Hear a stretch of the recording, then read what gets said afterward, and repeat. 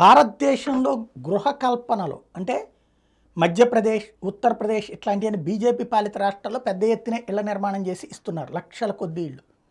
అయితే పూర్తి చెయ్యటం అన్నటువంటి దాంట్లో 8.9 లక్షల ఇళ్ళు ఇప్పటికీ ఆంధ్రప్రదేశ్లో నిర్మాణం పూర్తయినాయి.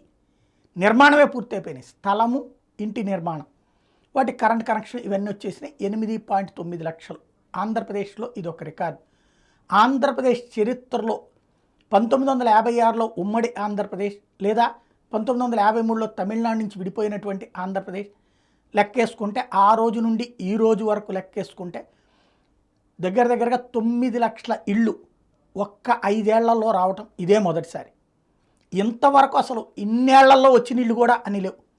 చంద్రబాబు గారి టైంలో 20 లక్షల ఇళ్ళకి ఓకే అని చెప్పి కేంద్రం ఇస్తే ఆయన చివరికి 3 లక్షలో 4 లక్షలకో మాత్రమే ఆ టిట్కో ఇళ్ళు ఓకే అనుకుని చివరికి 80,000 ఇళ్ళకి మాత్రమే టెండర్లు పిలవడం జరిగింది.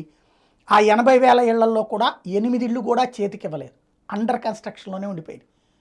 అవి ప్లస్ ఆ 3 లక్షల ఇళ్ళకి ఏవైతే అనుకున్నారో వాటినే ఇప్పుడు జగన్మోహన్ రెడ్డి టోటల్గా 5 లక్షల ఇళ్ళు పూర్తి చేస్తున్నారు. ఏది ప్రాథమిక దశలో ఉన్నటువంటి అవి వాటిలో ఇప్పుడు 3 లక్షలేమో వీళ్ళు ఇస్తున్నట్టున్నారు.